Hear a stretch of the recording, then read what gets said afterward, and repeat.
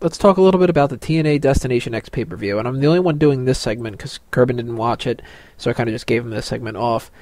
I might touch a little bit upon it next week or something if I can get Burhan or Dace or anybody who might have watched it necessarily to throw in their opinions on what they thought, mostly about what the Austin Aries situation is. But I figured I would just run down some thoughts right here, but what I thought about the pay-per-view. First off, we had the last chance qualifying match. Rubix, Mason Andrews, Lars Only, and Dakota Darsow all against each other for the last shot in the tournament.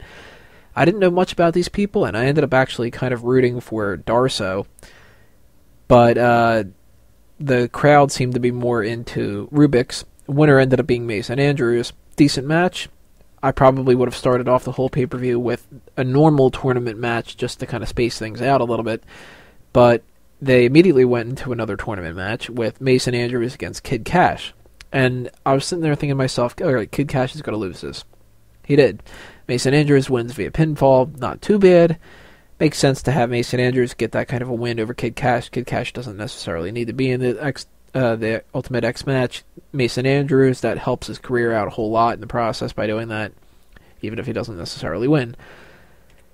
The next match after that was Doug Williams against Kenny King. Kenny King wins. Again, get the younger guy in there, makes a lot of sense. Not too bad of a match.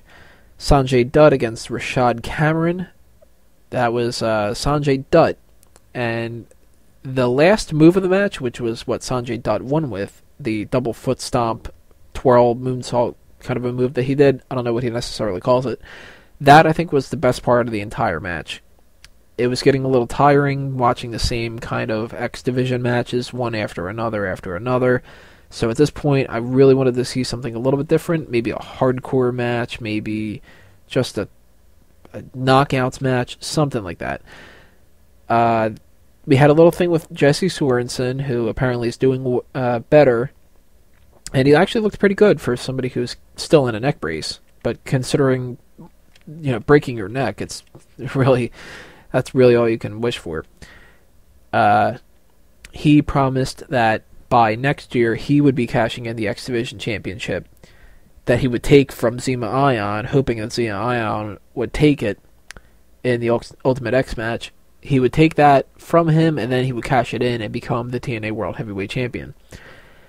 Out comes Zema Ion, who continues the feud, kind of taunts a little bit about how's your neck and all this, and subsequently beats Flip Cassanova, who highlight of the night as a single star out of the tournament was Flip Cassanova. He was flipping all over the place. I mean, name precedes him. I actually kind of want to see more of him. I didn't really see anything about him before that, but he was actually flipping around like a madman, and I like that. Then we had the Bound for Glory series, Kurt Angle and Samoa Joe. I was surprised Samoa Joe actually wins. I didn't see that coming. I thought Kurt Angle was going to end up winning this. So that puts Samoa Joe in the lead of the tournament. And behind him, the last time I had checked, was Storm, Hardy, and then Kurt Angle. They made the last man standing match, AJ Styles against Christopher Daniels. Decent. Not really anything I'm going to remember in the next year. The Styles clash off of the stage ramp onto the table was the finisher of the match, and that was actually the best part of the match. Wasn't really that into it, honestly. Other than that move, of course.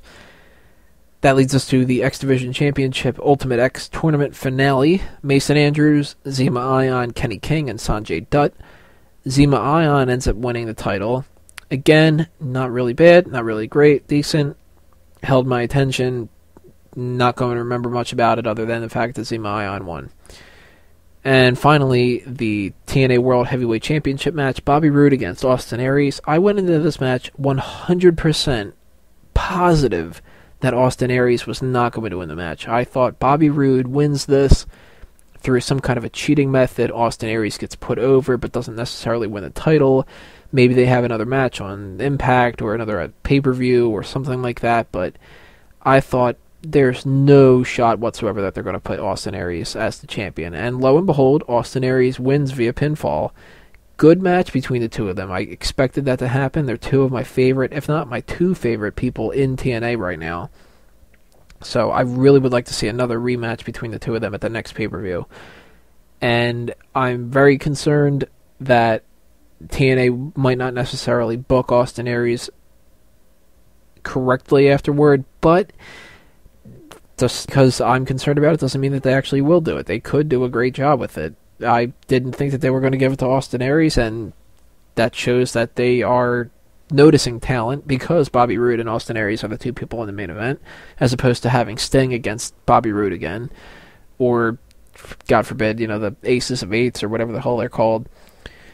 So I don't know. I want to see another match between these two. I'm curious about what's going to happen with Austin Aries. I'm a fan of Austin Aries. I'm a fan of Bobby Roode. I would have been fine with both of them winning. I'm really interested about the Austin Aries thing, being the champion now. And I think it's a good thing that they're doing that. It's something different a little bit, although it's a little bit close to the CM Punk thing, but he's still smaller and everything like that.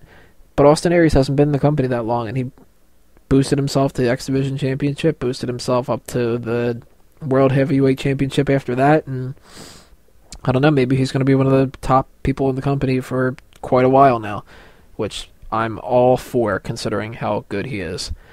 So that's it for that, and we will go into the Money in the Bank pay-per-view predictions right now.